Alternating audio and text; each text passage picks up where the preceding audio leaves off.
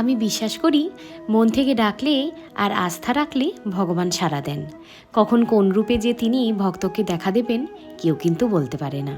তা হঠাৎ কেন বলছি তবে বলি। আগের বছর আমি আর মা জিয়াগঞ্জ গিয়েছিলাম আমার দিদির বাড়ি। আমাইপাড়া কালীমার দর্শনেও গিয়েছিলাম। কিন্তু অবাক করা কাণ্ড, সেখানে প্রভুর দেখা পেলাম। অনেক দিন ধরেই মনে মনে চাইছিলাম এইবার গোপীনাথের এক মূর্তি আনব আমাদের ছোট্ট বাসায়।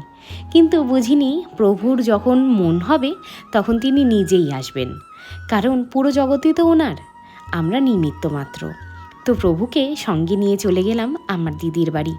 এই জায়গায় আসলে এত শান্তি পাই, চারিদিকে সবুজে ঘেরা, কোলাহল থেকে অনেক দূরে। আর আমার দিদির দুই মেয়ে, ওদের শিল্পী সত্তার কথা তো একবার বলেইছিলাম, যেমন মিষ্টি ওরা তেমনি ওদের হাতের কাজ।